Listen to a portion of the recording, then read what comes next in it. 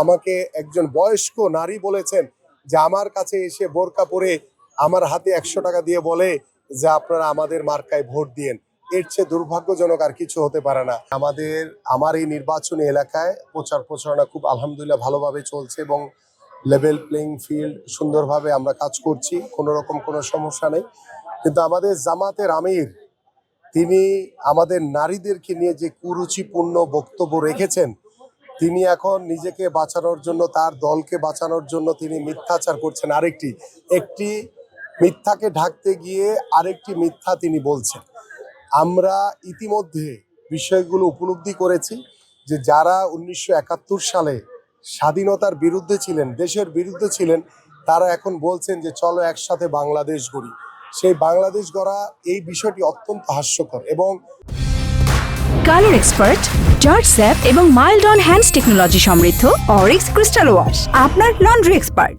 আমাদের নারীদেরকে নিয়ে আমরা যেখানে সম অধিকার প্রতিষ্ঠা করতে চাই, যেভাবে আমরা নারীদেরকে নিয়ে পুরুষদের সাথে একসাথে এগিয়ে যেতে চাই, নারীরা যাতে তাদের কর্মসংস্থান, তাদেরকে স্বাবলম্বী করা, তাদের ক্ষমতায়ন করা এবং তাদের সামাজিক মর্যাদা প্রদান করার জন্য বাংলাদেশ জাতীয়তাবাদী দল বিএনপি বদ্ধপরিকর। ঠিক দুর্ভাগ্য, ঠিক সেই মুহূর্তে জামাতের আমির আমাদের নারীদেরকে নিয়ে যে মন্তব্য করেছেন, যে কটূক্তি করেছেন, যেটা ভাষায় প্রকাশ করার মতো না।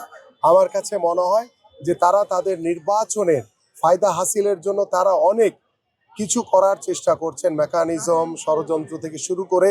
এখন যেমন হাসিনা বলেছিল, রাজাকার যে শব্দটা ব্যবহার করে ফেলেছিল ভুলক্রমে, সেটার দায় দায়িত্ব এবং সেটার কিন্তু তার অবস্থান কি হয়েছিল সেটা সারা দেশ জাতি দেখেছে।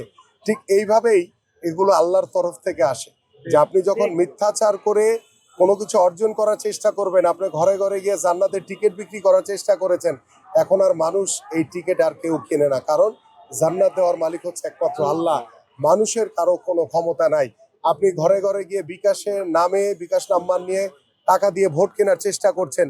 মানুষ কিন্তু অনেক সচেতন। আজকেও আমি আমার নির্বাচনী প্রচারণায় গিয়েছি মতন, আমাকে একজন বয়স্ক নারী বলেছেন যে আমার কাছে এসে বোরকা পরে আমার হাতে 100 টাকা দিয়ে বলে যে আপনারা আমাদের মার্কায় ভোট দিয়েন। এর চেয়ে দুর্ভাগ্যজনক আর কিছু হতে পারে না।